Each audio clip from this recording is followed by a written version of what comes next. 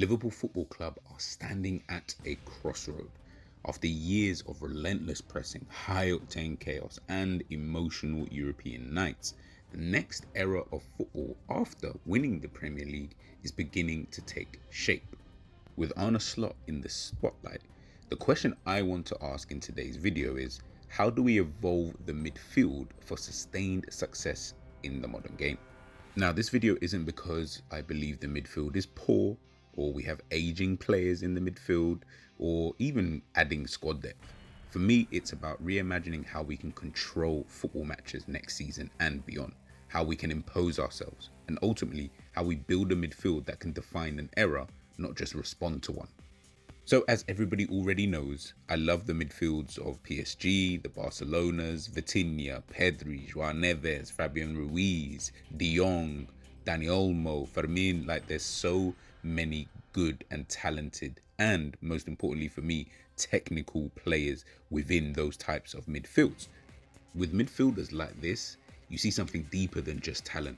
You see composure, you see elegance under pressure. You see midfielders who can slow the game down or accelerate it with a single touch, dictating tempo, controlling space, making the pitch bend to their will. And again, in my opinion, these are the types of midfielders I believe Liverpool need moving forward. Not just athletes, not just technicians, but connectors, those rare players who make everything around them work better. So in today's video, we're going to be taking a deeper look at Liverpool's current midfield under Arne Slot, assess the strengths and tactical roles of the key players, and explore the three midfielders I believe we should seriously consider trying to sign this summer. I've got a realistic target, a dream target, and one wild card. We'll break down what makes them special, how they fit into our evolving system, and why they might be the missing piece in Liverpool's next great team.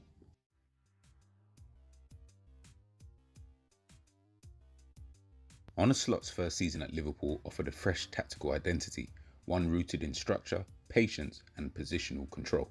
Slot moved the team away from the relentless emotional energy of the Klopp era and toward a system built on calculated build-up, intelligent spacing, and pressing triggers rather than pressing chaos.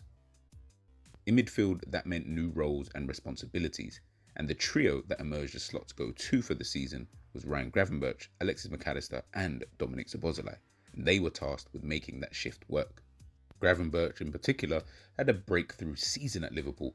His blend of physicality, press resistance, and technical quality saw him win the Premier League's Young Player of the Season award, and rightly so.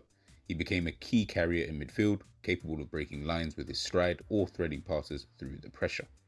Alexis Mac Allister continued to showcase his intelligence and composure, often operating deeper, especially in build-up phases. His ability to control possession tempo and progress the ball from deep made him essential in Slot's evolving double pivot setups.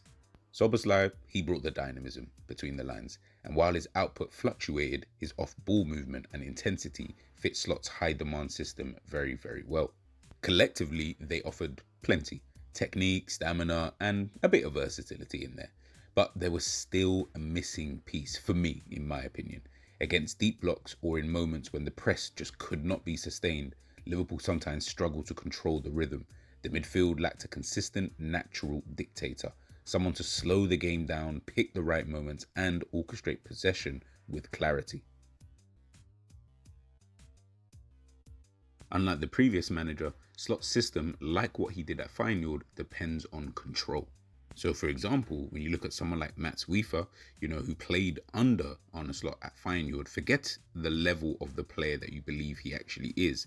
That profile of individual is exactly what Slot probably wanted when he first joined Liverpool, especially as he did actually try to get Martin Zubimendi.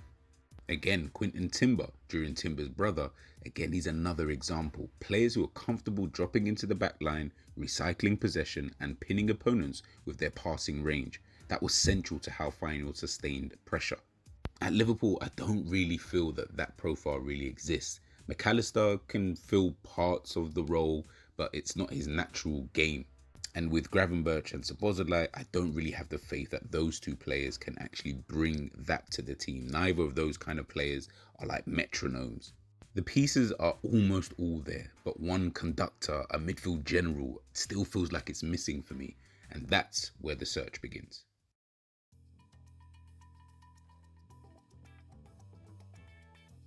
So what exactly is Liverpool missing?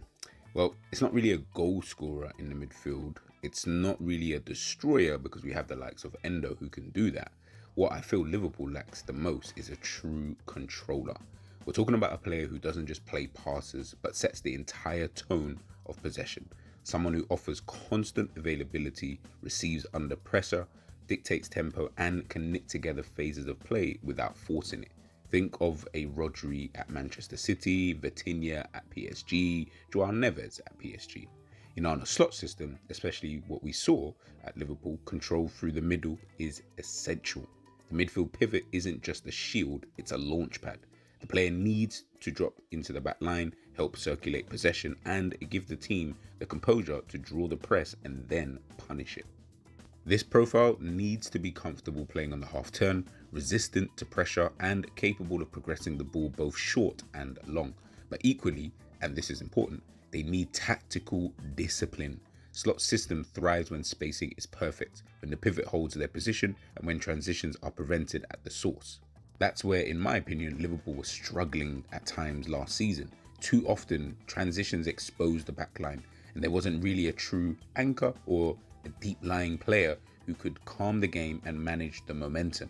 McAllister often had to try and do this, and he did well, so to speak, but he's more of a hybrid, not really a specialist controller. Ryan Gravenberch, the same. The ideal target then is not just a deep-lying passer, it's a midfielder who can blend elegance and grit. A player who can own the rhythm of a match, but also understand when to press, when to hold, when to drive, and when to pause.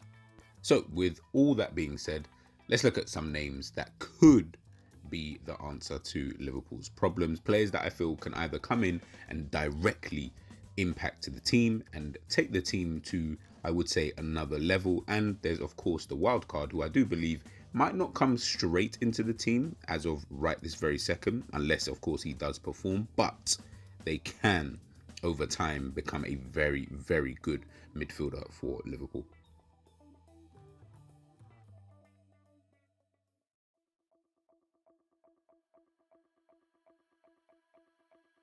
So first on the list, and I feel that this is a realistic one, is Adam Wharton. Crystal Palace breakout sensation and one of the most composed young midfielders in the Premier League right now. Now, Adam Wharton isn't flashy. He doesn't rack up goals or flying tackles, but what he does is far more valuable. He gives his team structure, rhythm, and control. And he does it at just 21 years of age. Since joining Crystal Palace, Wharton has looked like a player well beyond his years. Left-footed, tactically mature, and unbelievably calm under pressure. Whether he's dropping deep to receive from the centre-backs or scanning in tight midfield zones, he plays like a natural, and yet, I'm going to say it, metronome. Now, what sets him apart is how little he panics, even when he's surrounded. His body shape is always open, his scanning is constant, and he uses minimal touches to maximum effect. In possession, he's already outperforming most under-23 midfielders in Europe for pass completion, progressive carries, and final third entries. Defensively, he's not a destroyer, but he reads danger early. He positions himself to intercept rather than chase, and that intelligence makes him incredibly efficient.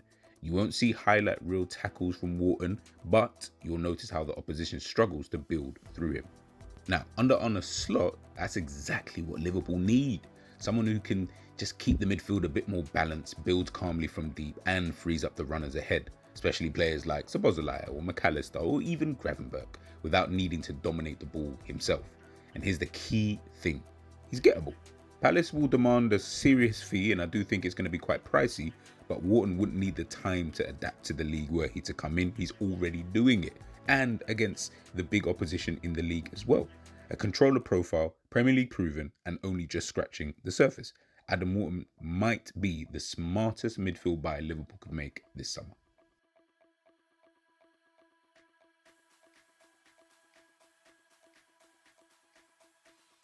Next up, we've got my dream signing if Liverpool are willing to spend the money, and that is Bruno Guimaraes, Newcastle's heartbeat and one of the most complete midfielders in Europe. Now, let's be honest, this would be a dream option for Liverpool. A controller, a disruptor, and a tempo setter all in one. That is the perfect midfielder for the type of midfield I would love to see Liverpool go with for next season. If Liverpool could make this deal happen, it would immediately elevate their midfield to different levels. Guimaraes combines everything we talked about earlier. He's got the composure to play out under pressure, the awareness to operate as the pivot in a double or single pivot, and he's got the bite to win duels and recover second balls in midfield. He doesn't just recycle possession, he breaks lines. His vertical passing splits blocks. His press resistance draws opponents in and opens space elsewhere. In short, he makes systems function better just by being in them. Now at Newcastle, he's kind of been forced to cover a lot of ground, sometimes playing as the sole six, sometimes advancing into a box-to-box role, but his natural fit at Liverpool would be that of a deep-lying controller, anchoring a midfield with either Gravenberch, Szoboszlai, McAllister, Curtis Jones ahead of him, or rotating fluidly depending on the phase of play. Now, the issue is of course going to be the price. Newcastle reportedly inserted a release clause in his contract. Now again, this is just reported, north of £100 million. And they have no real incentive to sell unless forced to by FFP pressures. But that clause apparently does exist. I don't know. You'd have to ask a Newcastle fan. And it might be active for only a limited period of time. Now, whether it's still there, whether it's not, who knows? But if Liverpool want to make a bold statement to back Arne Slot with an elite plug-and-play midfield general, this is the move. It's ambitious, it's expensive, but it's transformational. And if the ambition is to control games, not just compete in them, Bruno Guimaraes is the gold standard, in my opinion.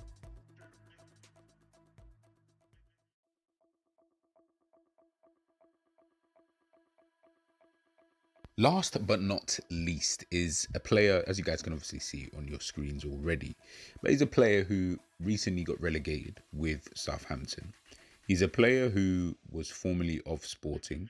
He's a player who I've only really noticed in recent weeks and seen a few little things about him in terms of his playing style, his role and things like that. But from what I've seen of him, he looks like a player that I think is going to be very underrated. And in a couple of seasons' time, we could potentially be talking about him having the kind of transformative season that Vitinha had after being at Wolves. And that is Matheus Fernandes. Now, before anybody goes crazy, of course, this isn't a player who I think comes into the team and immediately elevates them, not like the other two players in terms of Adam Wharton and Bruno Guimaraes. But what we've got with someone like Matheus Fernandes is this is a player with real technical ability. He can play DM, central midfield and attacking midfield, and he has played in all of those positions. He's played wide right, he's played wide left as well. So again, showing that level of versatility. So for Southampton, he was trusted regularly, of course, in the midfield, tasked with both helping build from the back and linking up attack with defence. Despite his age, he consistently demonstrated a calmness on the ball that belies his age, showing strong composure even in high-pressure moments against Premier League opposition. His style of play is subtle but effective. He's not about flashy dribbles or dramatic tackles. Instead, he controls the tempo with precision passing and smart movement. His ability to find pockets of space, quickly release the ball and dictate rhythm helped Southampton and stabilise their midfield through tough spells this season.